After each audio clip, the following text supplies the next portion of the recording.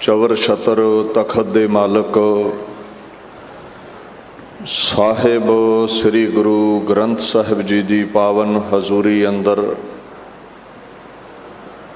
ਸੱਜ ਬੈਠੀ ਗੁਰੂ ਪਿਆਰੀ ਖਾਲਸਾ ਸਾਧ ਸੰਗਤ ਦੀ ਫਤਿਹ ਪ੍ਰਵਾਨ ਕਰੋ। ਵਾਹਿਗੁਰੂ ਜੀ ਕਾ ਖਾਲਸਾ ਵਾਹਿਗੁਰੂ ਜੀ ਕੀ ਫਤਿਹ। ਧੰਨ ਧੰਨ ਸ੍ਰੀ ਗੁਰੂ ਹਰਕ੍ਰਿਸ਼ਨ ਸਾਹਿਬ ਸੱਚੇ ਪਾਤਸ਼ਾਹ ਜੀ ਦੇ ਚਰਨ ਛੋਹ ਪ੍ਰਾਪਤ ਸਥਾਨ ਗੁਰਦੁਆਰਾ ਸ਼੍ਰੀ ਬੰਗਲਾ ਸਾਹਿਬ ਦਿੱਲੀ ਵਿਖੇ ਆਪ ਸਰਬੱਤ ਸੰਗਤਾਂ ਹਾਜ਼ਰੀਨ ਹੋ। ਗੁਰੂ ਕੇ ਵਜ਼ੀਰ ਪਾਸੋਂ ਆਪ ਸੰਗਤ ਨੇ ਤੁਰਕੀ ਬਾਣੀ ਦਾ ਫਰਮਾਨ ਸਰਵਣ ਕੀਤਾ ਹੈ। ਆਓ ਜਪਜੀ ਸਾਹਿਬ ਦੀ ਅਗੰਮੀ ਵਿਆਖਿਆ ਦੇ ਨਾਲ ਜੁੜ ਕਰਕੇ ਆਪਣੇ ਸਮੇਂ ਨੂੰ ਜੀਵਨ ਨੂੰ ਸਫਲਾ ਕਰੀਏ। ਸਤਨਾਮ ਸ੍ਰੀ ਵਾਹਿਗੁਰੂ ਸਾਹਿਬ ਜੀ। ਧਰਮ ਖੰਡ ਕਾ ਇਹੋ ਧਰਮ,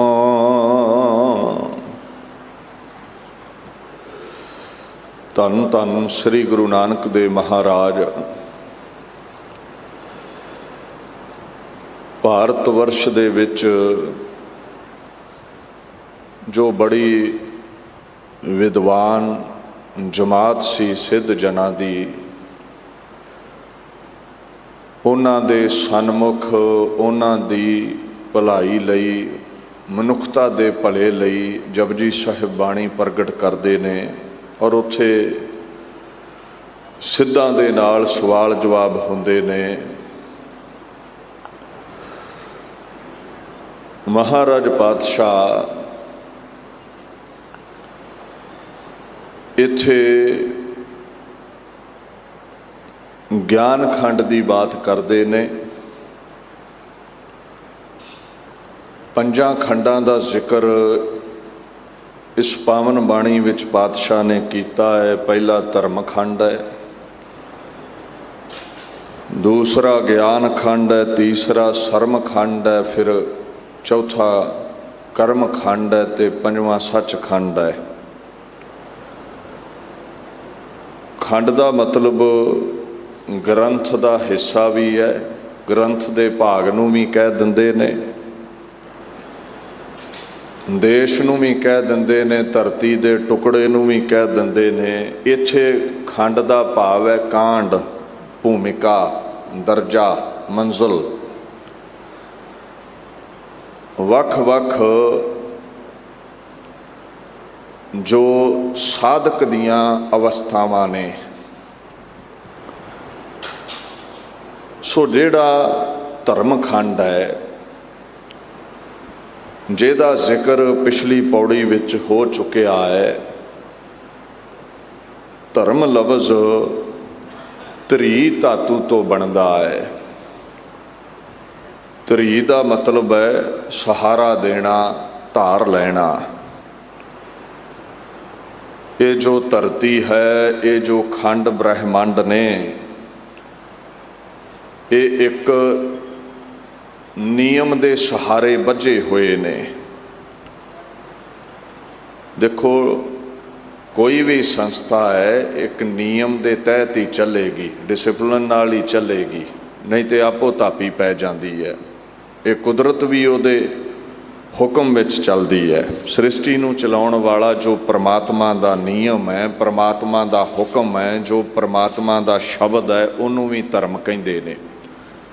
ਜਿਵੇਂ ਗੁਰੂ ਗ੍ਰੰਥ ਸਾਹਿਬ ਵਿੱਚ ਆਉਂਦਾ ਹੈ, ਧਰਮ ਕਲਾ ਹਰ ਬੰਦ ਬਹਾਲੀ।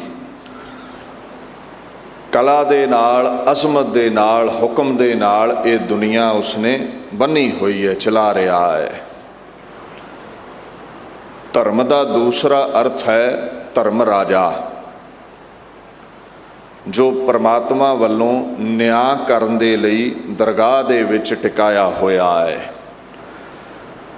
ਜਿਵੇਂ ਸਥੂਲ ਸਰੀਰ ਕੋਈ ਗੁਨਾਹ ਕਰੇ ਇਸ ਮਾਤ ਲੋਕ ਤੇ ਉਹਦਾ ਨਿਆਂ ਕਟਹਿਰੇ ਵਿੱਚ ਦਰਗਾਹ ਦੇ ਵਿੱਚ ਹੁੰਦਾ ਹੈ ਔਰ ਉੱਥੇ ਇੱਕ ਜੱਜ ਬਹਿੰਦਾ ਹੈ। ਜੱਜ ਦੇ ਸਾਹਮਣੇ ਫਿਰ ਵਕੀਲ ਦਲੀਲਾਂ ਦਿੰਦੇ ਨੇ। ਨੇਕ ਨਾਮੀ ਹੋਇਆ ਬਚਾਅ ਹੋ ਜਾਂਦਾ ਹੈ, ਭੈੜਾ ਕਰਮ ਕੀਤਾ ਹੋਇਆ ਸਜ਼ਾ ਹੋ ਜਾਂਦੀ ਹੈ। ਇੱਦਾਂ ਹੀ ਸੂਖਸ਼ਮ ਸਰੀਰ ਜੋ ਨਜ਼ਰੀ ਨਹੀਂ ਆਉਂਦਾ, ਜਿਹਦੇ ਕਾਰਨ ਇਹ ਸਥੂਲ ਸਰੀਰ ਮਿੱਟੀ ਦਾ ਚੱਲ ਰਿਹਾ ਹੈ, ਉਹਦੇ ਕੀਤੇ ਹੋਏ ਪਾਪਾਂ ਦੀ ਸਜ਼ਾ ਦਰਗਾਹ ਵਿੱਚ ਮਿਲਦੀ ਹੈ। ਦਰਗਾਹ ਮਜਲਸ ਹੈ ਪਰਮਾਤਮਾ ਦੀ, ਜਿੱਥੇ ਜੱਜ ਧਰਮ ਰਾਜਾ ਬਹਿੰਦਾ ਹੈ। ਉੱਥੇ ਫਿਰ ਜਿਹੜੇ ਚਿੱਤਰਗੁਪਤ ਨੇ ਉਹ ਵਕੀਲ ਬਣ ਕੇ ਦਲੀਲਾਂ ਦਿੰਦੇ ਨੇ ਵੀ ਇਹਨੇ ਦੁਨੀਆ 'ਤੇ ਨੇਕ ਕਰਮ ਕੀਤੇ ਜਾਂ ਭੈੜੇ ਕਰਮ ਕੀਤੇ। ਧਰਮ ਰਾਏ ਨੂੰ ਹੁਕਮ ਹੈ, ਬਹਿ ਸੱਚਾ ਧਰਮ ਵਿਚਾਰ, ਦੂਜੈ ਭਾਏ ਦੁਸ਼ਟਾ ਆਤਮਾ, ਦੂਜੈ ਭਾਏ ਦੁਸ਼ਟ ਆਤਮਾ ਉਹ ਤੇਰੀ ਸਰਕਾਰ, ਅਧਿਆਤਮੀ ਹਰ ਗੁਣ ਤਾਸ ਮਨ, ਜਪ ਹੈ ਏਕ ਮੁਰਾਰ, ਤਿਨ ਕੀ ਸੇਵਾ ਧਰਮ ਰਾਏ ਕਰੈ, ਧਨ ਸਵਾਰਨ ਹਾਰ। ਧਰਮ ਰਾਜੇ ਨੂੰ ਹੁਕਮ ਹੈ ਵੀ ਜਿਹੜੇ ਦੁਸ਼ਟ ਲੋਕ ਨੇ, ਜਿਹੜੇ ਪ੍ਰਮਾਤਮਾ ਦੇ ਗੀਤ ਨਹੀਂ ਗਾਉਂਦੇ, ਉਹ ਤੇਰੀ ਸਰਕਾਰ ਨੇ, ਭਾਵ ਤੇਰੇ ਅਧੀਨ ਨੇ, ਉਹਨਾਂ ਦੇ ਸਿਰ 'ਤੇ ਤੇਰੀ ਕਾਰ ਹੈ, ਤੇਰਾ ਹੁਕਮ ਚੱਲੇਗਾ, ਉਹਨਾਂ ਨੂੰ ਸਜ਼ਾ ਦੇ। ਤੇ ਜਿਹੜੇ ਰੱਬ ਦੇ ਗੀਤ ਗਾਉਂਦੇ ਨੇ ਉਹਨਾਂ ਦੀ ਤੂੰ ਸੇਵਾ ਕਰ, ਉਹਨਾਂ ਦੇ ਅਧੀਨ ਚੱਲ। ਸੋ ਇਹ ਧਰਮ ਰਾਜਾ ਨਿਆਂ ਕਰਨ ਵਾਲਾ ਹੈ ਪਰਮਾਤਮਾ ਦੇ ਹੁਕਮ ਵਿੱਚ। ਇਸ ਗੱਲ ਨੂੰ ਸਮਝ ਲਿਓ, ਪਾਪ ਜਿਹੜੇ ਨੇ ਉਹ ਦੋ ਪ੍ਰਕਾਰ ਦੇ ਨੇ। ਇੱਕ ਉਹ ਹੈ ਜੋ ਮਨ ਦੇ ਤਲ ਤੇ ਹੈ, ਭੈੜਾ ਫੁਰਨਾ। ਇੱਕ ਉਹ ਹੈ ਜੋ ਤਨ ਦੇ ਤਲ ਤੇ ਹੈ, ਅਪਰਾਧ। ਹੁਣ ਇੱਕ ਮੈਲਾ ਫੁਰਨਾ ਪੈਦਾ ਹੁੰਦਾ ਹੈ ਵੀ ਮੈਂ ਕਤਲ ਕਰਨਾ ਹੈ। ਤਨ ਨੇ ਇਹ ਜਿਹੜਾ ਮਨ ਦਾ ਸੰਦੇਸ਼ਾ ਸੀ, ਮਨ ਦਾ ਫੁਰਨਾ ਸੀ, ਉਹਨੂੰ ਅਮਲੀ ਜਾਮਾ ਪਹਿਨਾਉਣ ਲਈ ਕਿਸੇ ਦਾ ਕਤਲ ਕਰ ਦਿੱਤਾ। ਸਥੂਲ ਸਰੀਰ ਨੇ ਗੁਨਾਹ ਕੀਤਾ, ਲੋਕਾਂ ਨੂੰ ਦਿਖ ਗਿਆ, ਸਥੂਲ ਸਰੀਰ ਨੂੰ ਸਜ਼ਾ ਮਿਲ ਗਈ, ਜੇਲ੍ਹ ਵਿੱਚ ਪਾ ਦਿੱਤਾ। ਕਈ ਵਾਰ ਮਨ ਦੇ ਫੁਰਨੇ ਨੂੰ ਅਮਲੀ ਜਾਮਾ ਸਰੀਰ ਨਹੀਂ ਪਹਿਨਾ ਸਕਦਾ, ਇੱਕ ਡਰ ਹੁੰਦਾ ਹੈ। ਹੁਣ ਉਹ ਜਿਹੜਾ ਮਨ ਦੇ ਤਲ ਤੇ ਭੈੜਾ ਫੁਰਨਾ ਸੀ, ਉਹਨੂੰ ਪਾਪ ਕਹਿੰਦੇ ਨੇ, ਸੂਖਸ਼ਮ। ਇਹ ਦੁਨੀਆ ਨੂੰ ਨਹੀਂ ਦਿਖਦਾ, ਇਹਦੀ ਸਜ਼ਾ ਫਿਰ ਦੁਨੀਆ ਨਹੀਂ ਦੇ ਸਕਦੀ, ਇਹਦੀ ਸਜ਼ਾ ਦਰਗਾਹ ਵਿੱਚ ਮਿਲਦੀ ਹੈ, ਧਰਮ ਰਾਜਾ ਦਿੰਦਾ ਹੈ। ਸੋ ਇਹ ਜੋ ਪਾਪ ਹੈ, ਜੋ ਅਪਰਾਧ ਹੈ, ਇਹਦੀ ਸਜ਼ਾ ਜ਼ਰੂਰ ਮਿਲਦੀ ਹੈ। ਇਸ ਗੱਲ ਦਾ ਖਿਆਲ ਰੱਖਿਓ। ਜੋ ਸੂਖਸ਼ਮ ਸਰੀਰ ਦੇ ਕੀਤੇ ਹੋਏ ਕਰਮਾਂ ਦਾ ਹਿਸਾਬ ਕਰਦਾ ਹੈ, ਉਹਨੂੰ ਵੀ ਧਰਮ ਕਹਿੰਦੇ ਨੇ, ਰਾਜਾ ਕਹਿੰਦੇ ਨੇ। ਤੀਸਰਾ ਧਰਮ ਦਾ ਅਰਥ ਹੈ ਨੇਕ ਕਰਮ, ਸ਼ੁਭ ਕਰਮ, ਇਨਸਾਨੀਅਤ, ਨੇਕੀ, ਭਲਾਈ, ਖਿਮਾ ਆਦਿਕ।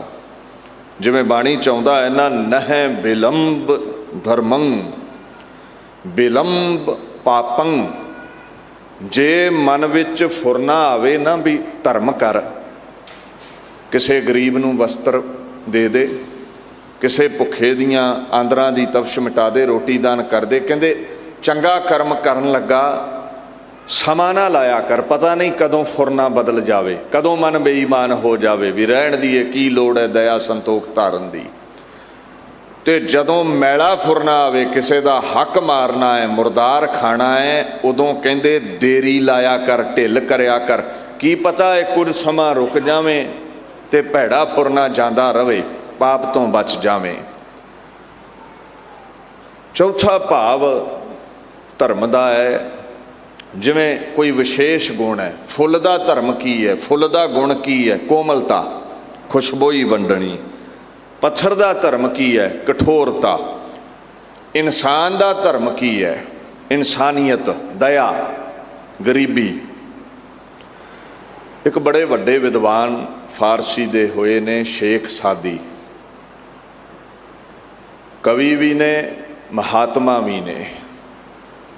कई बार असी विद्वता ते हासिल कर लैने हैं, पर ज्ञान जीवन विच नहीं ढालिया हुंदा, केवल उपदेशक बन के रहने हैं। कुछ ऐसे लोग हुंदे ने जो चतुर्बगता ते ने, ज्ञानी ते ने, पर अपने जीवन विच ज्ञान उन्हां ढालिया हुंदा है। शेख सादी इदां दे पुरुष सन। फारसी विच कहिंदे ने, इंसान रा इंसानियत लाजमस्त ऊद गरबू नादारद हैज मस्त। कहंदे इंसान वो है जिहदे विच इंसानियत दे गुण ने, जिहदे विच दया है, खिमा है। ते जे ये गुण है नहीं, बंदे विच तरस ही है नहीं, दया ही है नहीं है, ते कहिंदे वो इंसान नहीं है। जे चंदन दे बूटे विच खुशबोई ना होवे ते ओदा मुल किवें पवेगा? वो चंदन थोड़ी है, वो तो आम ही लकड़ी है। तो बथेरियां लकड़ां ने, लकड़ां दी कितनी कीमत हुंदी है? कुछ भी नहीं। जे खुशबोई है तो उसे लकड़ की कीमत लखां पै जाती है। इसे तरह ही जे मनुख विच दया नहीं है, खिमा नहीं है, तो इंसान नहीं है, शैतान है। वो तो पशु की न्याई है। जिमें गुरु ग्रंथ साहिब विच आउंदा है ना, करतूत पशु की मानस जात। पशु का की सुभाव है? जदों खुरली ते बजदा है ना, अपना चारा खा लैंदा ते दूजे नूं ढुड्डा मारदा, सिंग फसाउंदा भी ओहदा चारा भी खा लवां। वो तां ही मालक संगल नाल बन के रखदे ने। ते जिहड़ा बंदा अपना हक खांदा है, किरत कमाई करदा है, वो तो ठीक है। तो अपना हक खाण तो बाद गवांढी दा हक मारे, मुरदार खावे, वो वेखण नूं दोहां लत्तां वाला बंदा है उहदी करतूत सारी पशु वाली। होर पशु की करदा है? चारा खाई जांदा पेट भर के। तो बंदा भी जिहड़ा हटदा ही नहीं है खाणों, खुराक ओनी लै जिहदे नाल शरीर चलदा रहे। पशु खा के सुता रहिंदा है, तूं खा के सौ जाना, रब दे गीत नहीं गाउंदा। पशु वासना विच औलाद पैदा करदा है, कामी बनिया रहिंदा है। बंदा भी औलाद पैदा कर लैंदा। की वखरा कर रहा है पशु नालों? वखरापन ये सी भी पशु नूं सोझी नहीं है, वो रब दे गीत गा के जीवन सफला नहीं कर सकदा। तैनूं मनुखा जामा मिलिया सी, भई पारापत मनुख दे हुरिया गोबिंद मिलन की ये तेरी बरिया। तू रब दे गीत गाए ही ना, तां महाराज कहंदे करतूत सारी पशु वाली है। जामा चाहे बंदे दा मिल गया, इनू जात मानस वाली बन गई है। एक इंग्लिश का टीकाकार कहता है, they belong to the human species but they act like animals. बंदे ते बना दिते रब ने, क्योंकि 84 का गेड़ मुक गया सी। करतूत पशु वाली रही। तो पशु वाला सुभाव क्यों है? 84 लाख जूना के दरम्यान बहुता समा रहा ही पशु है। शरीर बदल गया, हरकतां नहीं बदलियां। तो हरकतां बदलण दे लई रब दे गीत गाउणे पैंदे ने, फिर इंसान बनांगे। सो ये धर्म का ही लक्षण है। नेक नामी होना, इंसानियत दे धारनी बनना। पंजवां धर्म का अर्थ है मजहब, दीन, धर्म। जिमें सिख धर्म है, हिंदू धर्म है, सनातन मत, इस्लाम धर्म है, ईसाई मत है, यहूदी ने, बोधी ने, जैनी ने, बड़े धर्म ने दुनिया ते। आपो अपने धर्म की मर्यादा जदों इंसान धारदा है तो वो परलोक का सुख माणदा है, उहदा जीवन सफला हो जाता है। एक महापुरुष होए ने जैमिनी रिखी, संस्कृत दे उन्हां दे बोल ने, नोधन लक्षणों अर्थो धर्म। वो कहंदे ने धर्म का अर्थ है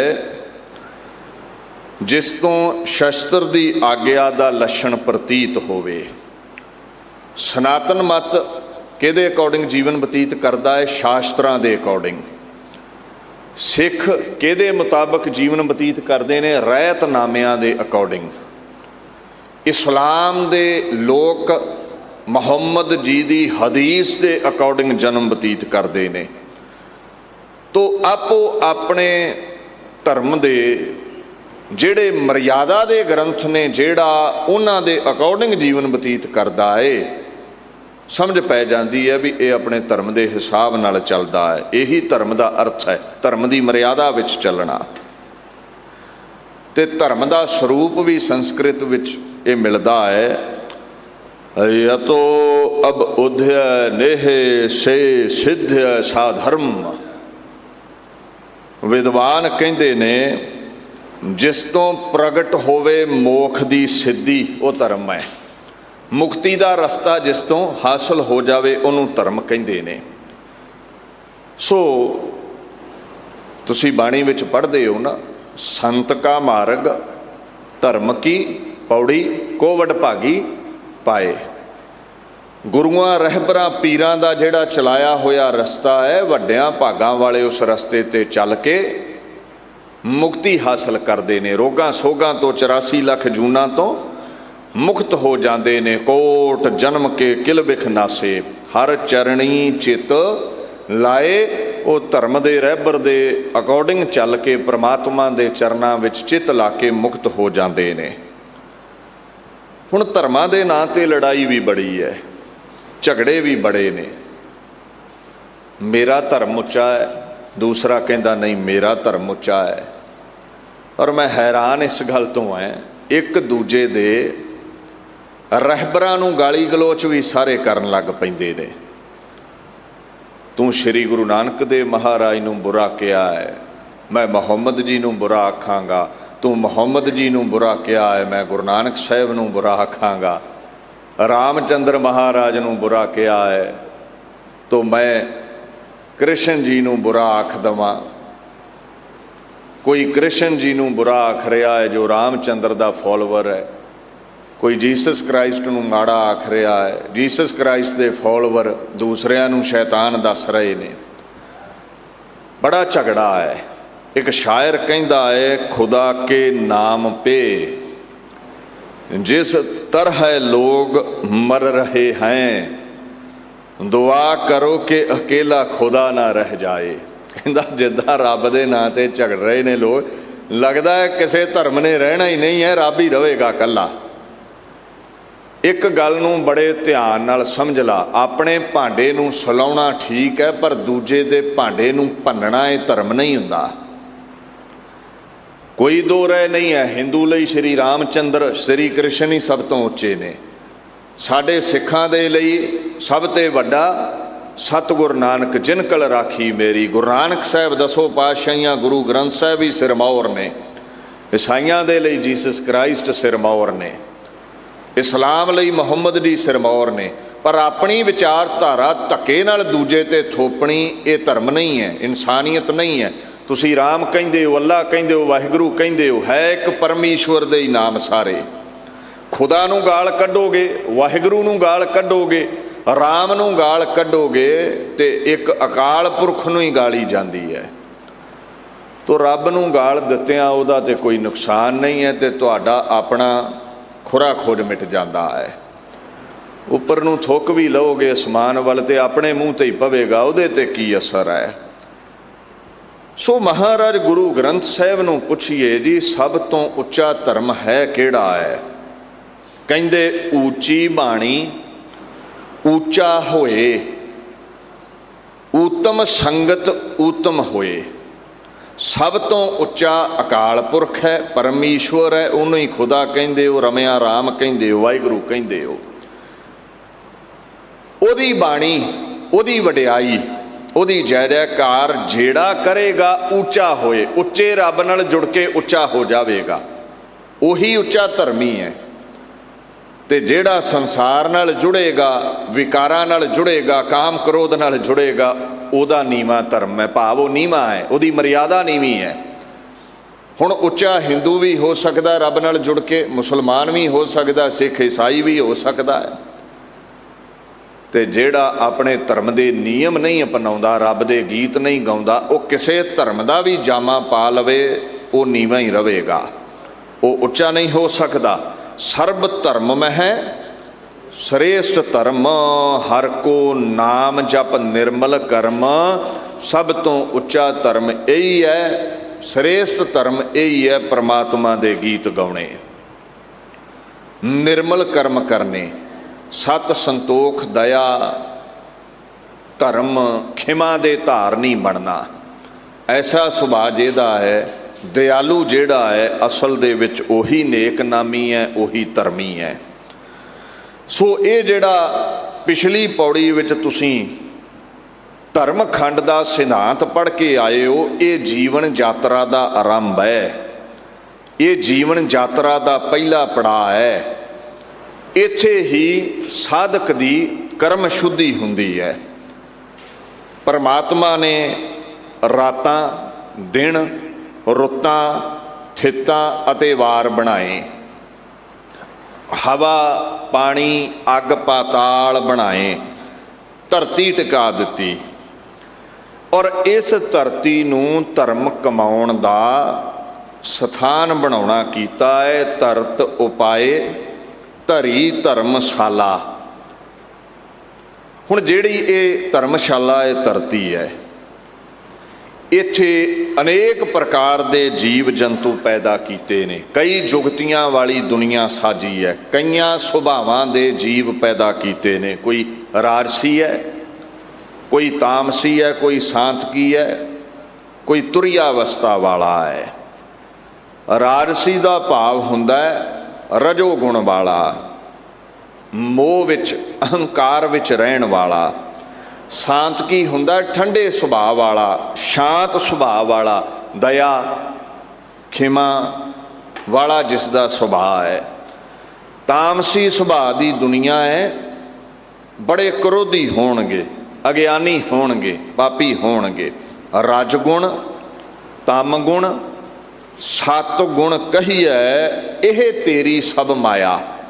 ਇਉਂ ਤਿੰਨ ਪ੍ਰਕਾਰ ਦੀ ਸ੍ਰਿਸ਼ਟੀ ਪੈਦਾ ਕੀਤੀ ਹੈ। ਚੌਥਾ ਪਦ ਕੋ ਜੋ ਨਰ ਚੀਨੈ ਤਿਨ ਹੀ ਪਰਮ ਪਦ ਪਾਇਆ।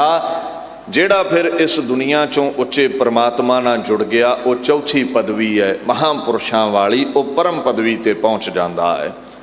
ਹੁਣ ਰਾਜਸੀ, ਸਾਂਤਕੀ, ਤਾਮਸੀ ਦੁਨੀਆ ਵਿੱਚ ਕੋਈ ਚੰਗੇ ਕਰਮ ਕਰ ਰਿਹਾ ਹੈ, ਕੋਈ ਮੰਦੇ ਕਰਮ ਕਰ ਰਿਹਾ ਹੈ, ਕੋਈ ਸਕਾਮ ਕਰਮ ਕਰ ਰਿਹਾ ਹੈ ਕਾਮਨਾ ਸਹਿਤ, ਇੱਛਾ ਦੇ ਸਹਿਤ, ਕੋਈ ਨਿਸ਼ਕਾਮ ਕਰਮ ਕਰ ਰਿਹਾ ਹੈ ਇੱਛਾ ਤੋਂ ਬਿਨਾਂ, ਮਨੋਕਾਮਨਾ ਤੋਂ ਬਿਨਾਂ, ਕੋਈ ਨਿਖਿਧ ਕਰਮ ਕਰ ਰਿਹਾ ਹੈ, ਗੰਦੇ ਕਰਮ, ਵਰਜਿਤ ਕਰਮ, ਖੰਡਿਤ ਕਰਮ, ਕਤਲੋ ਗੈਰਤ ਮਚਾਉਣੀ, ਪਾਪ ਕਰਨਾ। ਹੁਣ ਧਰਮ ਖੰਡ ਕਰਮ ਕਰਨ ਦੀ ਥਾਂ ਸੀ, ਜੀਵ ਜੰਤੂ ਪੈਦਾ ਕਰ ਦਿੱਤੇ। ਤੋ ਇਹ ਧਰਮ ਖੰਡ ਵਿੱਚ ਸਮਝਣ ਦਾ ਯਤਨ ਕਰਿਓ, ਜੈਸਾ ਕਰਮ ਕਰੋਗੇ ਵੈਸਾ ਫਲ ਮਿਲੇਗਾ। ਮੰਨ ਲਓ ਦੋ ਬੰਦੇ ਨੇ, ਇੱਕ ਨੇ ਬੀਜ ਬੀਜਿਆ, ਬੜੀ ਮੁਸ਼ੱਕਤ ਘਾਲ ਕੇ ਸਾਂਭਿਆ, ਦੂਜੇ ਨੇ ਬੀਜ ਬੀਜਿਆ, ਬਹੁਤੀ ਮਿਹਨਤ ਨਹੀਂ ਕੀਤੀ। ਜਦੋਂ ਮੰਡੀ ਲੈ ਕੇ ਜਾਂਦੇ ਨੇ ਫਸਲ ਨੂੰ, ਜਿਹੜਾ ਬਹੁਤੀ ਮੁਸ਼ੱਕਤ ਘਾਲਦਾ ਉਹਨੂੰ ਫਲ ਵੱਧ ਮਿਲਿਆ, ਜਿੰਨੇ ਮਿਹਨਤ ਨਹੀਂ ਸੀ ਕੀਤੀ ਉਹਦਾ ਫਲ ਘਟ ਗਿਆ। ਜੋ ਮੈਂ ਕੀਆ ਸੋ ਮੈਂ ਪਾਇਆ, ਸਤਿਗੁਰ ਧਰਤੀ ਧਰਮ ਹੈ, ਤਿਸ ਵਿੱਚ ਜੇਹਾ ਕੋ ਬੀਜੈ ਤੇਹਾ ਫਲ ਪਾਏ। ਇਹ ਐਸੀ ਧਰਤੀ ਹੈ, ਜੈਸਾ ਬੀਜੋਗੇ ਤੈਸਾ ਫਲ ਪਾਓਗੇ। ਭਾਈ ਜੀ ਕੰਡੇ ਬੀਜੋਗੇ ਤੇ ਦੁੱਖ ਹੀ ਮਿਲੇਗਾ। ਸੰਸਾਰ ਨਾਲ ਪਿਆਰ ਕਰੋਗੇ ਤੇ ਸੰਸਾਰ ਤੇ ਹੀ ਜੂਨਾਂ ਮਿਲਣਗੀਆਂ। ਫੁੱਲ ਬਰਸਾਓਗੇ, ਖੁਸ਼ੀਆਂ ਵੰਡੋਗੇ ਤੇ ਖੁਸ਼ੀਆਂ ਮਾਣੋਗੇ। ਰੱਬ ਦੇ ਗੀਤ ਗਾਓਗੇ ਤੇ ਸੱਚਖੰਡ ਮਿਲੇਗਾ, ਨੇਕ ਨਾਮੀ ਬਣ ਜਾਓਗੇ। ਗੁਰ ਸਿੱਖੀ ਅੰਮ੍ਰਿਤ ਬੀਜਿਆ ਤਿੰਨ ਅੰਮ੍ਰਿਤ ਫਲ ਹਰ ਪਾਏ। ਜਿਨ੍ਹਾਂ ਨਾਮ ਜਪਿਆ, ਨਾਮ ਦਾ ਬੀਜ ਬੀਜਿਆ, ਉਹਨਾਂ ਨੂੰ ਮੁਕਤੀ ਮਿਲੀ, ਪਰਮਾਤਮਾ ਰੂਪੀ ਫਲ ਮਿਲ ਗਿਆ। ਉਹਨਾਂ ਹਲਤ ਪਲਤ ਮੁਖ ਉਜਲੇ, ਓਏ ਹਰ ਦਰਗ ਹੈ ਸੱਚੀ ਪੈਨਾਏ। ਉਹਨਾਂ ਦਾ ਇਹ ਜੀਵਨ ਤੇ ਸਫਲਾ ਹੋਇਆ। ਦਰਗਾਹ ਦੇ ਵਿੱਚ ਵੀ ਉਹਨਾਂ ਨੂੰ ਸਿਰੋਂ ਪਾਏ ਮਿਲੇ ਨੇ। ਇੱਕ ਨਾ ਅੰਦਰ ਖੋਟ ਨਿਤ ਖੋਟ ਕਮਾਵੈ ਹੈ, ਉਹ ਜਿਹਾ ਬੀਜੇ ਤੇਹਾ ਫਲ ਖਾਏ। ਜਿਹੜੇ ਖੋਟੇ ਸਨ, ਰੱਬ ਦੇ ਗੀਤ ਨਹੀਂ ਗਾਏ, ਉਹਨਾਂ ਨੂੰ ਨਰਕ ਮਿਲ ਗਏ। ਜਾਂ ਸਤਿਗੁਰ ਸਰਾਫ ਨਦਰ ਕਰ ਦੇਖੈ, ਸਵਾਗੀਰ ਸਭ ਉਗੜ ਆਏ। ਗੁਰੂ ਜਿਹੜਾ ਹੈ ਨਾ, ਉਹ ਬੜਾ ਪਾਰਖੂ ਹੈ, ਉਹ ਸਰਾਫ ਹੈ। ਉਹ ਚੰਗੇ ਮੰਦੇ ਦੀ ਸਮਝ ਰੱਖਦਾ ਹੈ। ਜਿਵੇਂ ਸਰਾਫ ਨੂੰ ਕੱਚ ਤੇ ਹੀਰੇ ਦਾ ਫਰਕ ਪਤਾ ਹੈ, ਗੁਰਮੁਖਾਂ ਮਨਮੁਖਾਂ ਦੀ ਗੁਰੂ ਸਮਝ ਰੱਖਦਾ ਹੈ। ਮਨਮੁਖਾਂ ਨੂੰ ਨਰਕ ਤੇ ਗੁਰਮੁਖਾਂ ਨੂੰ ਸੱਚਖੰਡ ਮਿਲ ਜਾਂਦਾ ਹੈ। ਸੋ ਅਕਾਲ ਪੁਰਖ ਦੇ ਦਰ ਉੱਤੇ ਜਦੋਂ ਤੁਸੀਂ ਫਿਰ ਜਾਂਦੇ ਹੋ, ਇਸ ਧਰਤੀ ਦੇ ਕਮਾਏ ਹੋਏ ਕਰਮਾਂ ਦਾ ਹਿਸਾਬ ਹੁੰਦਾ ਹੈ। ਜੋ ਬੀਜਿਆ ਸੀ ਉਹਦਾ ਫਲ ਤੁਹਾਨੂੰ ਮਿਲਦਾ ਹੈ। ਮੰਦੇ ਕਰਮਾਂ ਵਾਲੇ ਨੂੰ ਪਰਲੋਕ ਵਿੱਚ ਸਜ਼ਾ ਮਿਲਦੀ ਹੈ। ਲੇਖਾ ਧਰਮ ਭਇਆ ਤਿਲ ਪੀੜੇ ਕਹਾਣੀ ਰਾਮ। ਧਰਮਰਾਜ ਨੇ ਲੇਖਾ ਕੀਤਾ, ਫਿਰ ਪਤਾ ਕੈਸੀ ਸਜ਼ਾ ਮਿਲਦੀ ਹੈ। ਜਦੋਂ ਤਿਲਾਂ ਦਾ ਤੇਲ ਲੈਣ ਜਾਂਦੇ ਹੋ, ਕਦੇ ਕੋਲੂ ਵੱਲ ਧਿਆਨ ਦਿਓ। ਪੀੜ ਪੀੜ ਕੇ ਪੀਸ ਪੀਸ ਕੇ ਤਿਲਾਂ ਦਾ ਤੇਲ ਕੱਢਿਆ ਜਾਂਦਾ ਹੈ। ਇਉਂ ਦਰਗਾਹ ਵਿੱਚ ਸੂਖਸ਼ਮ ਸਰੀਰ ਨੂੰ ਸਜ਼ਾ ਦਿੱਤੀ ਜਾਂਦੀ ਹੈ। ਜਿਵੇਂ ਗੰਨਾ ਪੀੜ ਕੇ ਰੋਹ ਕੱਢਦੇ ਆ ਨਾ ਰਸ, ਇੱਦਾਂ ਨਰਕਾਂ ਵਿੱਚ ਪੀੜਿਆ ਜਾਂਦਾ ਹੈ। ਕਿਰਤ ਕਮਾਣੇ ਦੁੱਖ ਸਹੋ ਪ੍ਰਾਣੀ ਅਨਕ ਜੋਨ ਭਰਮਾਇਆ। ਇਹਦੇ ਬਾਅਦ ਫਿਰ ਉਹਨੂੰ 84 ਲੱਖ ਜੂਨਾਂ ਵਿੱਚ ਭੇਜਿਆ ਜਾਂਦਾ। ਕੀੜੇ ਮਕੌੜਿਆਂ ਦੀਆਂ ਜੂਨਾਂ ਮਿਲ ਜਾਂਦੀਆਂ ਨੇ। ਕਾਊਂਟਲੈਸ ਰੀਇਨਕਾਰਨੇਸ਼ਨਸ, ਗਿਣਤੀ ਕੋਈ ਨਹੀਂ ਹੈ, ਇੰਨੀਆਂ ਜੂਨਾਂ ਵਿੱਚ ਆਉਣਾ ਪੈਂਦਾ ਹੈ। ਫਿਰ ਜਿਨ੍ਹਾਂ ਧਰਮ ਖੰਡ ਵਿੱਚ ਨੇਕ ਕਰਮ ਕੀਤੇ ਨੇ, ਪ੍ਰਭੂ ਦੀ ਬੰਦਗੀ ਕਰਕੇ ਕਰਮ ਸ਼ੁੱਧੀ ਕੀਤੀ ਹੈ, ਵਿਕਾਰਾਂ ਨੂੰ ਮਿਟਾ ਲਿਆ ਹੈ, ਵਿਕਾਰਾਂ ਦਾ ਤਿਆਗ ਕੀਤਾ ਹੈ, ਇੰਦਰੇ ਵਸ ਵਿੱਚ ਕੀਤੇ ਨੇ, ਮਨ ਨੂੰ ਕਾਬੂ ਵਿੱਚ ਕੀਤਾ ਹੈ, ਪ੍ਰਲੋਕ ਵਿੱਚ ਉਹ ਪ੍ਰਮਾਣਿਕ ਹੋ ਗਏ। ਉਹ ਪੰਚ ਅਖਵਾਏ, ਉਹ ਸੰਤ ਅਖਵਾਏ ਨੇ, ਸ਼੍ਰੋਮਣੀ ਅਖਵਾਏ ਨੇ। ਉਹਨਾਂ ਨੂੰ ਜੂਨਾਂ ਨਹੀਂ ਮਿਲਦੀਆਂ। ਧਰਮ ਰਾਏ ਤਿਨਕਾ ਮਿਤ ਹੈ ਜਮ ਮਗ ਨਾ ਪਾਵੈ। ਨਾਮ ਜਪਣ ਵਾਲਿਆਂ ਦਾ ਧਰਮ ਰਾਜਾ ਯਾਰ ਬਣ ਜਾਂਦਾ ਹੈ, ਜਮਾਂ ਦੇ ਰਸਤੇ ਨਹੀਂ ਉਹਨਾਂ ਨੂੰ ਪਾਉਂਦਾ। ਹਰ ਨਾਮ ਧਿਆਵੈ ਦਿਨ ਸੁਰਾਤ ਹਰ ਨਾਮ ਸੁਮਾਵੈ। ਉਹ ਰੱਬ ਦੇ ਗੀਤ ਗਾਉਣ ਵਾਲੇ ਰੱਬ ਵਿੱਚ ਹੀ ਸਮਾ ਜਾਂਦੇ ਨੇ। ਖੜ ਦਰਗਹਿ ਪੈ ਨਾਈਐ ਮੁਖ ਹਰ ਨਾਮ ਨਿਵਾਸ। ਜਿਨ੍ਹਾਂ ਦੇ ਮੁਖ ਵਿੱਚ ਨਾਮ ਸੀ, ਦਰਗਾਹ ਵਿੱਚ ਉਹਨਾਂ ਨੂੰ ਸਿਰੋਂ ਪਾਉ ਮਿਲੇ। ਸਤਿਗੁਰ ਸੇਵੇ ਆਪਣਾ ਹਉ ਸਤਿਗੁਰ ਬਾਣੈ। ਤਾਸ ਗੁਰਾਂ ਦੀ ਸੇਵਾ ਕਰਕੇ ਜਿਨ੍ਹਾਂ ਨਾਮ ਲਿਆ, ਫਿਰ ਨਾਮ ਦਾ ਅਭਿਆਸ ਕੀਤਾ, ਉਹ ਮੁਕਤ ਹੋ ਗਏ। ਕਈ ਵਾਰ ਪਤਾ ਕੀ ਹੁੰਦਾ ਹੈ, ਅਸੀਂ ਤਗਮੇ ਵੰਡਣ ਲੱਗ ਜਾਂਦੇ ਹਾਂ। ਤੂੰ ਪਾਪੀ ਹੈ, ਮੈਂ ਪੁੰਨੀ ਹੈ, ਤੂੰ ਕੱਚਾ ਹੈ, ਮੈਂ ਪੱਕਾ ਹੈ, ਤੂੰ ਸਾਖਤ ਹੈ, ਮੈਂ ਸੰਤ ਹੈ। ਕਹਿੰਦੇ ਸੱਚ ਝੂਠ ਦਾ, ਕੱਚੇ ਪੱਕੇ ਦਾ ਨਿਆਂ ਦਰਗਾਹ ਵਿੱਚ ਹੋਣਾ ਹੈ ਵੀ ਤੇਰੀ ਕਰਤੂਤ ਕੀ ਸੀ। ਮਹਾਰਾਜ ਕਹਿੰਦੇ ਨੇ ਮਨਮੁਖ ਕੱਚੇ ਕੁੜਿਆਰ ਤਿੰਨੀ ਨਿਹਚੋ ਦਰਗਹਿ ਹਾਰਿਆ। ਜਿਹੜੇ ਮਨ ਦੀ ਮੱਤ ਤੇ ਚੱਲਦੇ ਰਹੇ, ਪਾਪ ਕਰਦੇ ਰਹੇ, ਕੱਚੇ ਉਹ ਨੇ। ਦਰਗਾਹ ਵਿੱਚ ਹਾਰ ਉਹਨਾਂ ਦੀ ਹੈ। ਸਤਿਗੁਰ ਸੇਵਨ ਆਪਣਾ ਤਿੰਨਾ ਵਿਟੋ ਹਉ ਵਾਰਿਆ। ਜਿਹੜੇ ਗੁਰਮੁਖ ਸਨ, ਰੱਬ ਦੇ ਗੀਤ ਗਾਉਂਦੇ ਸਨ, ਉਹ ਪੱਕੇ ਨਿਕਲੇ। ਗੁਰਮਤੀ ਸ਼ਬਦ ਸੂਰ ਹੈ, ਕਾਮ ਕ੍ਰੋਧ ਜਿਨੀ ਮਾਰਿਆ। ਸੱਚੈ ਅੰਦਰ ਮਹਿਲ ਸ਼ਬਦ ਸਵਾਰਿਆ। ਜਿਹੜੇ ਸ਼ਬਦ ਦੇ ਸਵਾਰੇ ਹੋਏ ਸਨ, ਉਹਨਾਂ ਨੂੰ ਸੱਚ ਦਾ ਮਹਿਲ ਪ੍ਰਾਪਤ ਹੋਇਆ। ਸੇ ਭਗਤ ਤੁਧ ਭਾਵ ਦੇ ਸੱਚੇ ਨਾਏ ਪਿਆਰਿਆ। ਰੱਬ ਨੂੰ ਭਾਏ ਉਹ ਜਿਨ੍ਹਾਂ ਨੇ ਧਰਤੀ ਤੇ ਨੇਕ ਕਰਮ ਕੀਤੇ, ਰੱਬ ਦੇ ਗੀਤ ਗਾਏ। ਸੋ ਇੱਥੇ ਗੁਰੂ ਨਾਨਕ ਸਾਹਿਬ ਕਹਿੰਦੇ ਨੇ, ਇਹੀ ਧਰਮ ਖੰਡ ਦੀ ਜਗ੍ਹਾ ਹੈ। ਇੱਥੇ ਹੀ ਧਰਮ ਕਮਾਓ ਤੇ ਨੇਕ ਧਰਮ ਕਮਾਓ, ਮੁਕਤੀ ਪਾਓਗੇ। ਫਿਰ ਜਿਹੜੇ ਇਸ ਧਰਤੀ ਦੇ ਉੱਤੇ ਧਰਮ ਖੰਡ ਦੇ ਵਿੱਚ ਨੇਕ ਕਰਮ ਕਰਦੇ ਸਨ, ਰੱਬ ਦੇ ਗੀਤ ਗਾਉਂਦੇ ਸਨ, ਉਹਨਾਂ ਨੂੰ ਅਗਲਾ ਖੰਡ ਪ੍ਰਾਪਤ ਹੁੰਦਾ ਹੈ, ਜਿਹਦੇ ਬਾਰੇ ਗੁਰੂ ਨਾਨਕ ਸਾਹਿਬ ਕਹਿੰਦੇ ਨੇ, ਗਿਆਨ ਖੰਡ ਕਾ ਆਖੋ ਕਰਮ। ਸਿੱਧਾਂ ਦੇ ਕਹਿਣ ਤੇ ਹੁਣ ਗਿਆਨ ਖੰਡ ਦਾ ਅਸੀਂ ਕਹਿੰਦੇ ਕਰਤੱਵ ਦੱਸਣ ਲੱਗੇ ਹਾਂ, ਕਰਮ ਦੱਸਣ ਲੱਗੇ ਹਾਂ। ਗਿਆਨ ਬੋਧ ਨੂੰ ਕਹਿੰਦੇ ਨੇ, ਸਮਝ ਨੂੰ ਕਹਿੰਦੇ ਨੇ। इल्म नूं कहिंदे ने। ज्ञान खंड है की है? महाराज कहंदे देखो, जेड़ा बंदा अपने स्वरूप का ज्ञान हासिल कर लिया, जिन्हों स्वरूप का ज्ञान हासिल होया, अपनी जो अंदर अगमी जोत है परमेश्वर दी जिसने प्रगट कर लई, उन्होंने आपां कह दिंने हैं भी इनू अपने स्वरूप का ज्ञान हो गया है।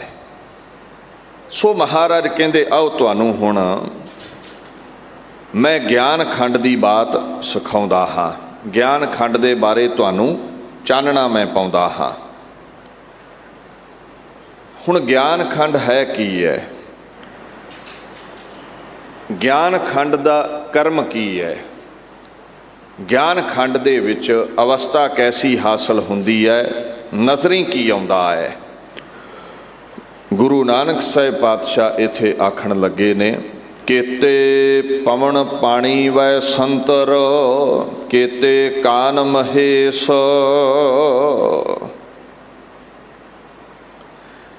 महाराज कहंदे ने जेड़े इंसान ज्ञान हासिल कर गए, जिन्ना साधकां नूं ज्ञान हो गया, अपने स्वरूप चों परमेश्वर की प्राप्ति हो गई, उन्हां दी फिर जिहड़ी नदर है उहदा घेरा, उहदा दायरा बड़ा वध जांदा है। साडी नदर ते इत्थों तक ही है ना, आ बस जिन्ना क नज़री आउंदा है 200-400 फुट तक, जां ये रात नूं जो चन्न तारे नज़र आउंदे ने, जां चलो आपां माइक्रोस्कोप नाल सूक्ष्म दुनिया वेख लैने आ, टैलीस्कोप दे नाल कुछ होर चन्न तारे वेख लैने आ। जेड़े ज्ञान खंड वाली भूमिका वाले महात्मा ने,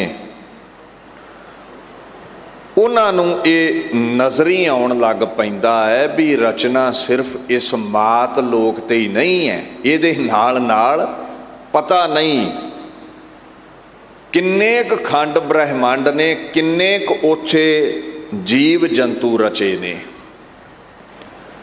अंडज, जेरज, सेतज, उत्पज, ये बेअंत खाणियां ने। कुछ आंडियां चों पैदा हो रहे ने, कुछ जेर चों पैदा हो रहे ने, कुछ मुड़के चों पैदा हो रहे ने, कुछ उत्पुज धरती की हिक पाड़ के पैदा हो रहे ने। और पता ही नहीं दुनिया ते किन्ने राजे ने, किन्ने महाराजे ने, किन्ने क दुनिया दे चक्रपत ने। और ऐसे बेअंत देश प्रदेश खंड ब्रह्मंड ने जिथे इन्हां खाणियां विच कई लखां करोड़ां जीव जंतु पैदा हो रहे ने, जिन्हां दी गिणती कीती नहीं जा सकती, जिन्हां दी सोझी आ नहीं सकती आम इंसान नूं। पर ये महात्मा इस नदर वाले बन जाते ने, इन्हां नूं दूर दरेडे नज़री आउण लग पैंदा है, इन्हां दी नज़र दूर तक चल पैंदी है। अगे गुरु नानक साहिब दीन दुनिया दे मालक ये हुक्म करते ने, केते बरमे घाड़त घड़िया है रूप रंग के वेश। दुनिया दे उत्ते जिथे बेअंत कृष्ण विष्णु महेश वर्गे महात्मा ने पैदा किए हुए ने, उथे महाराज कहंदे ने दुनिया की घाड़त घड़न वाले कई ब्रह्मे भी उसने साजे हुए ने। जदों तुसीं बाणी नूं ध्यान नाल पढ़दे हो ना,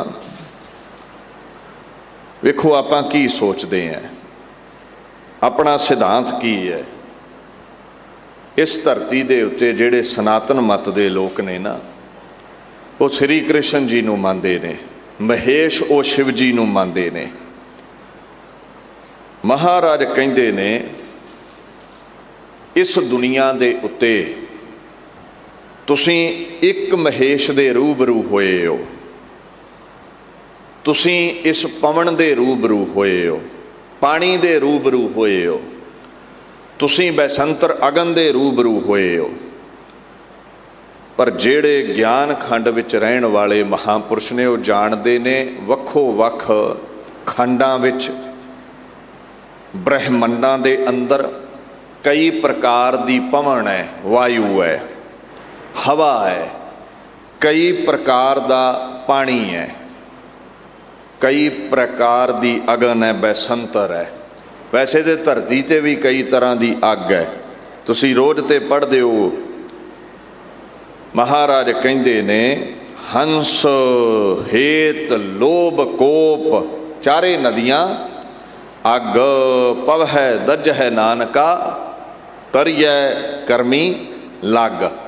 ਸਭ ਤੋਂ ਪਹਿਲੀ ਅੱਗ ਹੈ ਹੰਸ, ਨਿਰਦਇਤਾ, ਜ਼ਾਲਮਾਂ ਵਾਲਾ ਸੁਭਾਅ, ਹਿੰਸਾ ਕਰਨੀ। ਜਿਹੜਾ ਹਿੰਸਾ ਕਰਦਾ ਉਹ ਵੀ ਤਪਦਾ ਹੀ ਰਹਿੰਦਾ ਹੈ।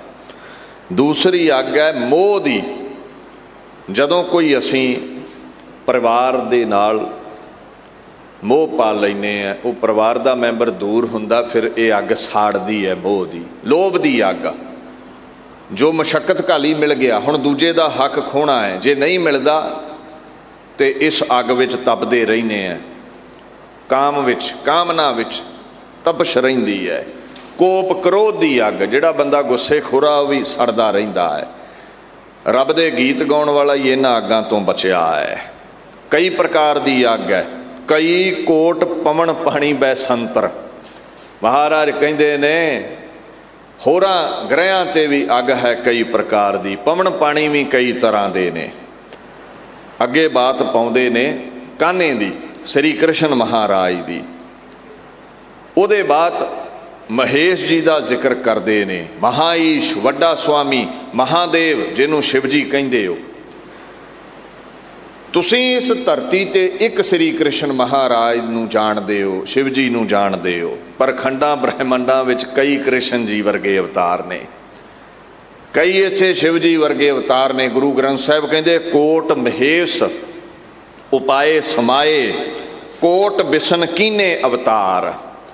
ਕਰੋੜਾਂ ਹੀ ਕ੍ਰਿਸ਼ਨ ਜੀ ਵਰਗੇ ਅਵਤਾਰ ਨੇ, ਕਰੋੜਾਂ ਹੀ ਮਹੇਸ਼ ਪੈਦਾ ਕੀਤੇ ਹੋਏ ਨੇ। ਸੋ ਮਹਾਰਾਜ ਕਹਿੰਦੇ ਗਿਆਨ ਖੰਡ ਵਿੱਚ ਟਿਕੇ ਹੋਏ ਸਾਧਕਾਂ ਨੂੰ ਇਹ ਨਜ਼ਰੀ ਆ ਗਿਆ, ਕਈ ਪ੍ਰਕਾਰ ਦੀ ਪੌਣ ਹੈ, ਪਾਣੀ ਹੈ, ਅਗਨੀਆਂ ਨੇ, ਕਈ ਕ੍ਰਿਸ਼ਨ ਜੀ ਵਰਗੇ ਅਵਤਾਰ ਨੇ, ਕਈ ਰੁਦਰ ਜੀ ਵਰਗੇ ਅਵਤਾਰ ਨੇ, ਕਈ ਉਹਨਾਂ ਦੇ ਦੇਸ਼ ਨੇ, ਭੇਸ ਨੇ, ਕਈ ਉਹਨਾਂ ਦੇ ਲੋਕ ਨੇ। ਹੁਣ ਤੁਸੀਂ ਹੈਰਾਨ ਹੋ ਜਾਓਗੇ, ਹੁਣ ਤੇ ਤੁਸੀਂ ਟੈਲੀਸਕੋਪ ਨਾਲੇ ਲੋਕ ਪਰਲੋਕ ਇਹ ਸਭ ਦੇਖਦੇ ਹੋ, ਖੰਡ ਬ੍ਰਹਿਮੰਡ। ਤਾਂ ਉਹਨਾਂ ਸਮਿਆਂ ਵਿੱਚ ਤੇ ਮਹਾਂਪੁਰਸ਼ਾਂ ਕੋਲੇ ਕੁਝ ਵੀ ਨਹੀਂ ਸੀ। ਤਾਂ ਫਿਰ ਜਪਜੀ ਸਾਹਿਬ ਨੂੰ ਤੇ 500 ਸਾਲ ਹੋ ਗਿਆ ਬਾਣੀ ਉਚਾਰੀ ਨੂੰ। ਇਹਦਾ ਮਤਲਬ ਗਿਆਨ ਖੰਡੀਆਂ ਦੀ ਨਜ਼ਰ ਇੱਥੋਂ ਤੱਕ ਚਲੀ ਜਾਂਦੀ ਹੈ ਜਿੱਥੇ ਅੱਜ ਸਾਇੰਸ ਨਹੀਂ ਪਹੁੰਚ ਰਹੀ। ਇਹ ਕਰਾਮਾਤ ਹੈ, ਇਹ ਅਜ਼ਮਤ ਹੈ। ਅੱਗੇ ਕਹਿ ਰਹੇ ਨੇ ਕੇਤੇ ਬਰਮੇ ਘਾੜਤ ਘੜੀਐ ਰੂਪ ਰੰਗ ਕੇ ਵੇਸ। ਬ੍ਰਹਮਾ ਇਉਂ ਸਮਝ ਲਓ ਉਹ ਇੱਕ ਦੇਵਤਾ ਹੈ। ਸਨਾਤਨ ਮਤ ਕਹਿੰਦਾ ਹੈ ਸ੍ਰਿਸ਼ਟੀ ਦੇ ਰਚਣ ਦਾ ਕਰਮ ਉਹ ਕਰਦਾ ਹੈ। ਸਿੱਖ ਜਗਤ ਕਹਿੰਦਾ ਹੈ ਠੀਕ ਹੈ ਜੇ ਉਹ ਸ੍ਰਿਸ਼ਟੀ ਨੂੰ ਰਚਦਾ ਹੈ ਤੇ ਪ੍ਰਮਾਤਮਾ ਦੇ ਹੁਕਮ ਵਿੱਚ ਉਹਨੇ ਹੀ ਇਹ ਸਾਰੇ ਕਾਰੀਗਰ ਲਾਏ ਹੋਏ ਨੇ ਜੋ ਘਾੜਤ ਘੜ ਰਿਹਾ ਹੈ। ਗੁਰੂ ਨਾਨਕ ਸਾਹਿਬ ਕਹਿੰਦੇ ਸਿੱਧੋ ਇੱਕ ਬ੍ਰਹਮਾ ਥੋੜ੍ਹੀ ਹੈ, ਇੱਕ ਧਰਤੀ ਥੋੜ੍ਹੀ ਹੈ। ਖੰਡ ਬ੍ਰਹਿਮੰਡ ਨੇ, ਇੱਥੇ ਕਈ ਧਰਤੀਆਂ ਨੇ, ਕਈ ਬ੍ਰਹਮੇ ਜਗਤ ਸਾਜ ਰਹੇ ਨੇ। ਕੋਟ ਬ੍ਰਹਮੇ ਜਗ ਸਾਜਣ ਲਾਏ।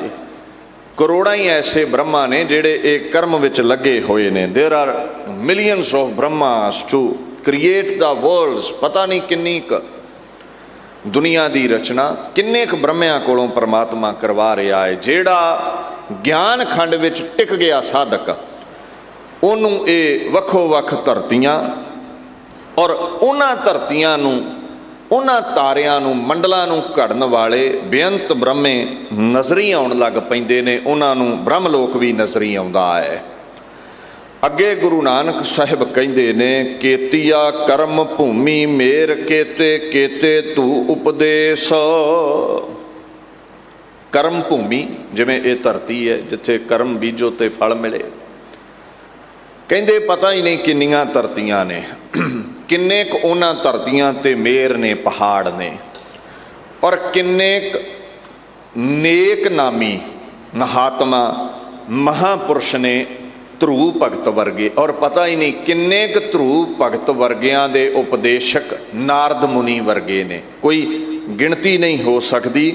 ਖੰਡਾਂ ਬ੍ਰਹਮੰਡਾਂ ਵਿੱਚ ਬੇਅੰਤ ਭਗਤ ਨੇ, ਬੇਅੰਤ ਉਪਦੇਸ਼ਟਾ ਨੇ, ਨਾਰਦ ਮੁਨ ਵਰਗੇ। ਸੋ ਜਿਹੜਾ ਗਿਆਨ ਖੰਡੀ ਹੈ ਉਹਨੂੰ ਇਹ ਬੇਅੰਤ ਕਰਮ ਭੂਮੀਆਂ ਨਜ਼ਰ ਆਉਣ ਲੱਗ ਪੈਂਦੀਆਂ ਨੇ, ਉਹਨੂੰ ਬੇਅੰਤ ਮਹਾਤਮਾ ਮਹਾਂਪੁਰਸ਼ ਹੋਰਾਂ ਗ੍ਰਹਿਆਂ ਤੇ ਵੀ ਨਜ਼ਰੀ ਆਉਣ ਲੱਗ ਪੈਂਦੇ ਨੇ। ਅੱਗੇ ਗੁਰੂ ਨਾਨਕ ਸਾਹਿਬ ਕਹਿੰਦੇ ਨੇ, ਕੇਤੇ ਇੰਦ ਚੰਦ ਸੂਰ ਕੇਤੇ, ਕੇਤੇ ਮੰਡਲ ਦੇਸ਼।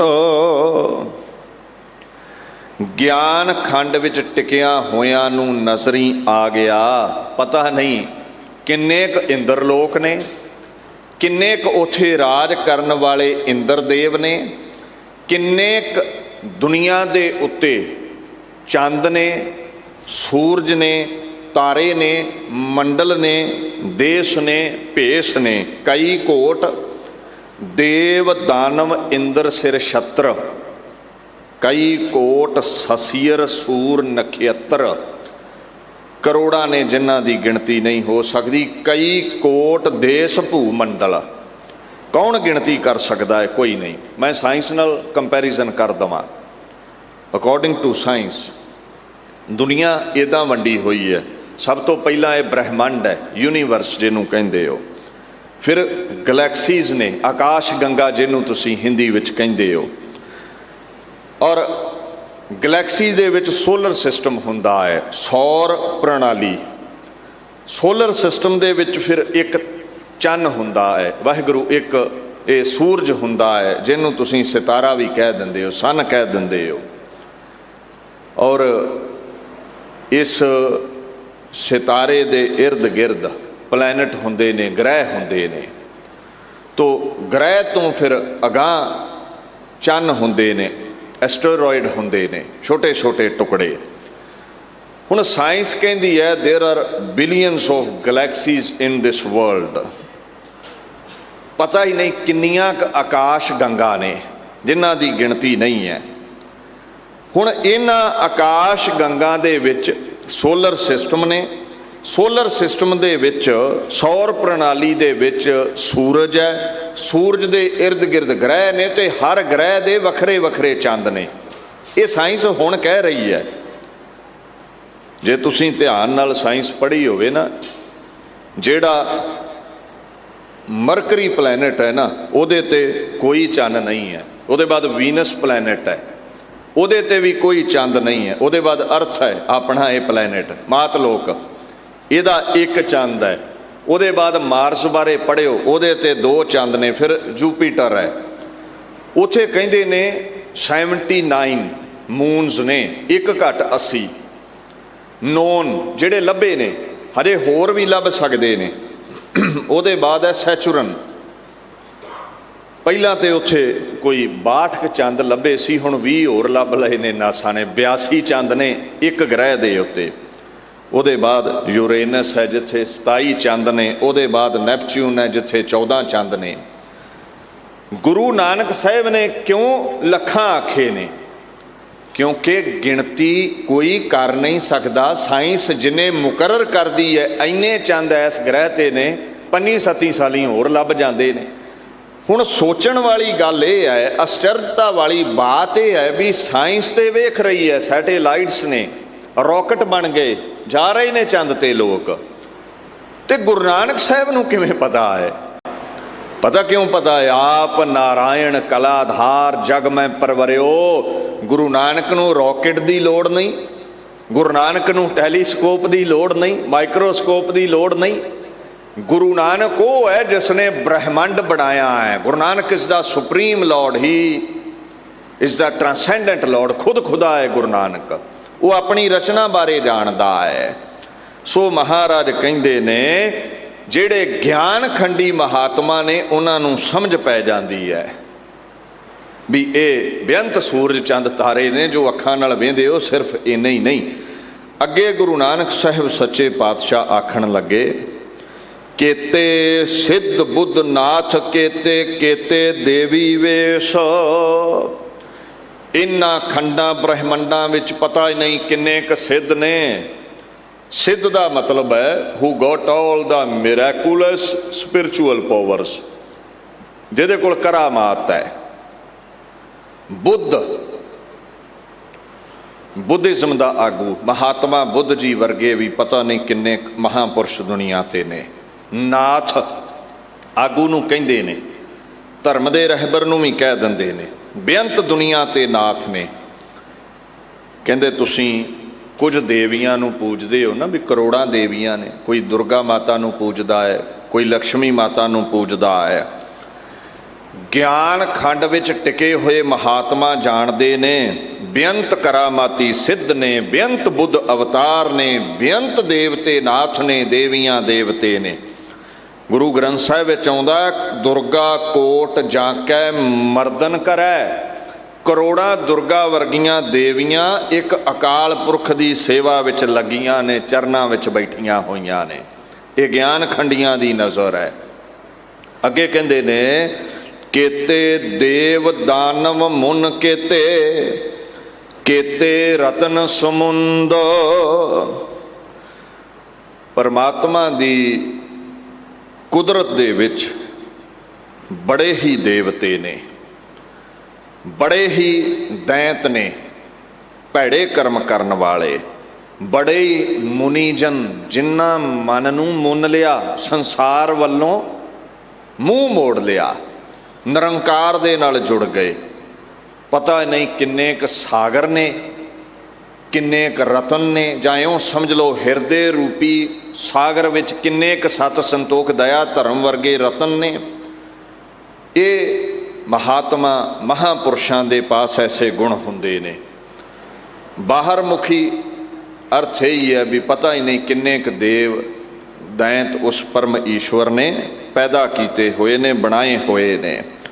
ਸੋ ਅੱਗੇ ਗੁਰੂ ਨਾਨਕ ਸਾਹਿਬ ਸੱਚੇ ਪਾਤਸ਼ਾਹ ਆਖਣ ਲੱਗੇ ਨੇ, ਕੇਤੀਆ ਖਾਣੀ ਕੇਤੀਆ ਬਾਣੀ ਕੇਤੇ ਪਾਤ ਨਰਿੰਦੋ। ਦੁਨੀਆ ਤੇ ਬੇਅੰਤ ਖਾਣੀਆਂ ਨੇ, ਅੰਡਜ ਜੇਰਜ ਸੇਤਜ ਉਤਪਜ ਵਾਂਗੂ। ਪਤਾ ਹੀ ਨਹੀਂ ਕਿੰਨੇ ਕੁ ਜੀਵ ਆਂਡਿਆਂ ਚੋਂ ਪੈਦਾ ਹੋਏ, ਕਿੰਨੇ ਕੁ ਜੀਵ ਧਰਤੀ ਦੀ ਹਿੱਕ ਪਾੜ ਕੇ ਵਨਸਪਤੀ ਦੇ ਰੂਪ ਵਿੱਚ ਪੈਦਾ ਹੋਏ, ਕਿੰਨੇ ਕੁ ਮੁੜ ਕੇ ਆਦਿਕ ਜੇਰ ਚੋਂ ਪੈਦਾ ਹੋਏ, ਸੇਤਜ ਚੋਂ ਪੈਦਾ ਹੋਏ, ਮਨੁੱਖਤਾ ਦੀ ਨਿਆਈ ਜੇਰ ਚੋਂ ਪੈਦਾ ਹੋਏ। ਜਿਵੇਂ ਮਹਾਰਾਜ ਪਾਤਸ਼ਾਹ ਕਹਿੰਦੇ ਨੇ, ਗਿਣਤੀਆਂ ਕਰਦੇ ਹਾਂ ਤੋ ਸਾਨੂੰ ਇਹ ਸਮਝ ਪੈਂਦੀ ਹੈ ਦੁਨੀਆ ਤੇ ਬੇਅੰਤ ਪਾਤਸ਼ਾਹ ਨੇ, ਬੇਅੰਤ ਨਰਿੰਦਰ ਨੇ, ਬੇਅੰਤ ਹੀ ਇੱਥੇ ਰਾਜੇ ਨੇ ਜਿਨ੍ਹਾਂ ਦਾ ਅੰਤ ਨਹੀਂ ਪਾਇਆ ਜਾ ਸਕਦਾ। ਵੱਖ-ਵੱਖ ਲੋਕਾਂ ਦੇ ਵੱਖ-ਵੱਖ ਰਾਜੇ ਮੁਕਰਰ ਕੀਤੇ ਹੋਏ ਨੇ। ਅੱਗੇ ਗੁਰੂ ਨਾਨਕ ਸਾਹਿਬ ਸੱਚੇ ਪਾਤਸ਼ਾਹ ਕਹਿੰਦੇ ਨੇ, ਕੇਤੀਆ ਸੁਰਤੀ ਸੇਵਕ ਕੇਤੇ ਨਾਨਕ ਅੰਤ ਨਾ ਅੰਤ। ਮਹਾਰਾਜ ਆਖਣ ਲੱਗੇ, ਦੁਨੀਆ ਦੇ ਵਿੱਚ ਪਤਾ ਹੀ ਨਹੀਂ ਕਿੰਨੇ ਧਾਰਮਿਕ ਗ੍ਰੰਥ ਨੇ ਜਿਨ੍ਹਾਂ ਦੀ ਗਿਣਤੀ ਨਹੀਂ ਹੋ ਸਕਦੀ, ਜਿਨ੍ਹਾਂ ਦਾ ਅੰਤ ਨਹੀਂ ਪਾਇਆ ਜਾ ਸਕਦਾ। ਆਪਾਂ ਤੇ ਸਿਰਫ ਇਸ ਮਾਤਲੋਕ ਦੇ ਧਾਰਮਿਕ ਗ੍ਰੰਥਾਂ ਦੇ ਹੀ ਰੂਬਰੂ ਹੋਏ ਆ। ਦੀਨ ਦੁਨੀਆ ਦੇ ਮਾਲਕ ਗੁਰੂ ਨਾਨਕ ਸਾਹਿਬ ਕਹਿੰਦੇ, ਜਿੰਨੀਆਂ ਕੁ ਭਾਸ਼ਾ ਤੋਂ ਤੁਸੀਂ ਵਾਕਿਫ ਹੋ, ਇਸ ਮਾਤਲੋਕ ਤੇ ਭਾਸ਼ਾਵਾਂ ਨੇ। ਹਰ ਧਰਮ ਦੇ, ਹਰ ਖਿੱਤੇ ਦੇ, ਹਰ ਖੰਡ ਦੇ ਟੁਕੜੇ ਦੇ ਲੋਕਾਂ ਦੀ ਭਾਸ਼ਾ ਵੱਖਰੀ ਹੈ, ਧਾਰਮਿਕ ਗ੍ਰੰਥ ਵੱਖਰੇ ਨੇ।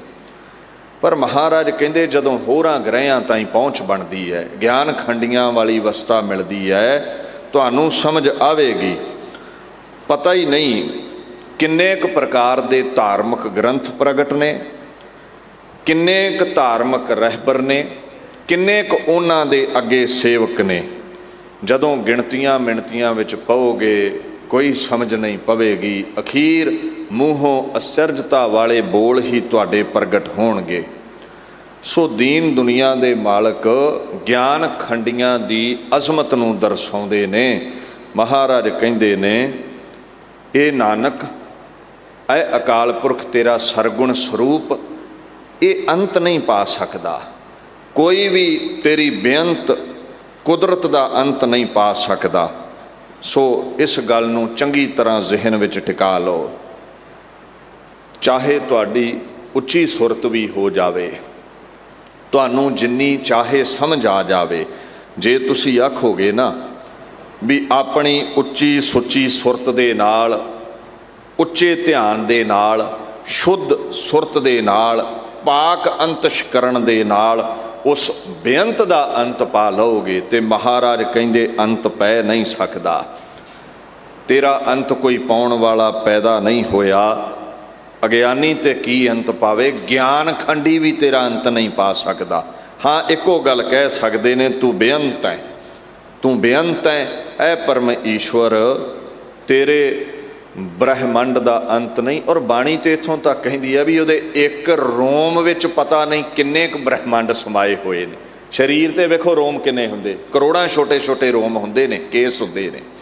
परमात्मा दे एक रोम विच there are millions of galaxies, कोई अंत नहीं है। किन्ने क खंड ब्रह्मंड ने, कोई अंत पा नहीं सकता। मूर्ख बंदा है जिहड़ा दावा करे अंत पा लवांगा। साइंस दे हथ हजे 1% भी कुछ नहीं आया और ना आ ही सकेगा। हाँ, जिहड़े ज्ञान खंड विच टिक गए उन्हां दी पहुँच साइंस नालों भी वध गई, अजमतां दे मालक बन गए।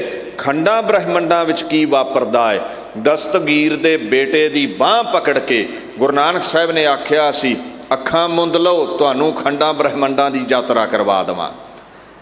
तो दस्तगीर ने एक सवाल कीता सी, साडे मुहम्मद जी ने 14 तबक दसे ने। गुरु साहिब कहंदे जिन्हें 14 वेखे उन्हें 14 दस दिते, असीं लखां पाताल आकाश वेखे ने, असीं तुहानूं वो विखा दिंने हैं। गुरु नानक जो चाहे कर सकता है, गुर ते बाहर किश नहीं, गुर कीता लोड़े सो होए। सो 5 खंडां चों ये दूसरा खंड है ज्ञान खंड। कल नूं फिर आपां तीसरे खंड राहीं आप संगत दे नाल सांझ पाउण दा जतन करांगे, जिन्हों सरम खंड कहंदे ने। इत्थे ही विचार नूं संकोचदा हाँ। वाहिगुरू जी का खालसा, वाहिगुरू जी की फतेह।